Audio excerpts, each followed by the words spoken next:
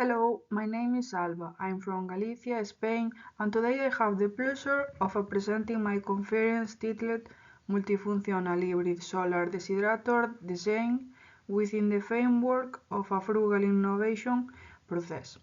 This project has been developed with the support and collaboration of José Antonio Pose and Ángeles López Agüera, to whom I am deeply grateful for the 10 days and support throughout the entire process. This work presents the redesign and optimization of a hybrid solar desiderator, initially developed for dyeing camellia leaves and adapted for the desideration of whey, a byproduct of the dye industry. Its design is based on principles of frugal innovation, utilizing solar energy and hybrid technology.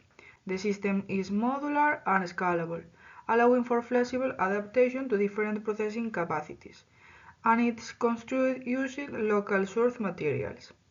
As added value, the design targets and intermediate user profiles, and it's adaptable for various applications such as the desideration of fruits, vegetables, seeds, and whey. Moreover, it operates with the zero energy consumption from external sources, promoting sustainability and accessibility. This project focused on whey desideration, so the first step in redesigning the desiderator was the thoroughly analyze the product. To do this, tests we carried out using commercial oven to identify the most suitable parameters for the desideration process. During this test, we evaluate variables such as temperature, humidity level, drying times, and energy consumption. The test we conduct at 55 degrees, 65 degrees, and 75, along with a destructive test 105 degrees. These temperatures we chose strategically find to most efficient dyeing conduction to ensure reliable and respectable results. We use 10 different samples at each temperature. In the graphs we're showing each colored line represents a different sample, clearly showing how the process evolves over time. The graphs show how the moisture goes down as time passes. After all the tests, we found that 55 degrees was the best temperature, even though it took longer to dye. The final product had the best quality.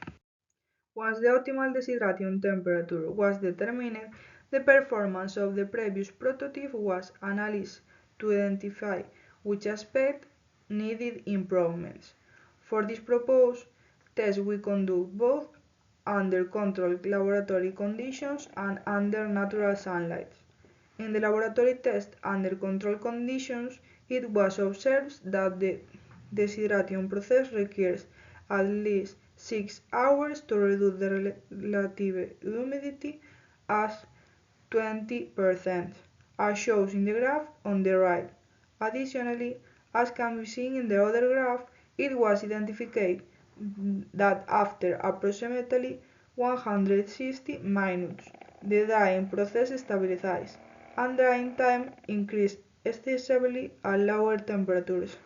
The analysis indicate that on dye with low solar irradiance, an additional energy input becomes necessary to ensure effective desideration. The test under sunlight conditions we conducted by installing temperature and humidity sensors on each of the 3 trays in the module. First measurements we taken with the system empty to verify the thermal uniformity, shown in the graphs at the top left.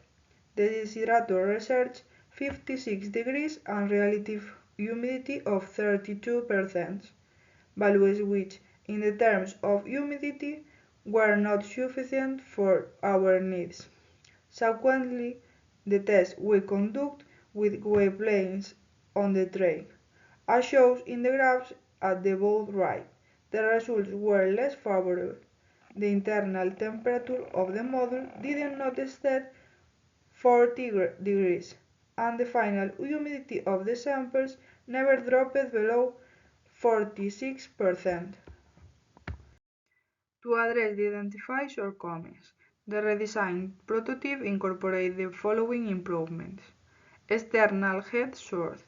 integration of solar-powered electric resistance to maintain consistent drying temperature, enhanced thermal efficiency, improved insulation using natural cork and fiberglass, along with stainless steel heat exchanger for uniform heat distribution, optimized airflow and ventilation, enhanced circular mechanism to ensure even drying, modular and scalable design, capability for individual or interconnect operation to suit varying production scales. Sustainability features. In conclusion, this study successfully redesigned and optimized a multifunctional hybrid solar dehydrator to improve thermal efficiency, energy consumption, and adaptability. The key included material upgrades, substituting galvanized steel with car plywood for improved insulation and heat retention, optimized heating system, reposition heating elements to eliminate cold spot and improve uniformity. Hybrid efficiency, incorporation of 1600 watts electric heat to ensure consistent operation under varying environmental conditions. Modular adaptability, enabling flexible configuration to accommodate different production needs. Sustainable design, implementing energy recovery mechanisms to enhance efficiency and reduce thermal waste. These modifications significantly improve the system performance, making it a viable solution for waste dehydration and other food preservation applications. The implementation of this technology can contribute to reducing food waste, enhancing food security, and promoting sustainable development in rural and agro-industrial sectors. Thank you for your attention, and I hope you found it interesting.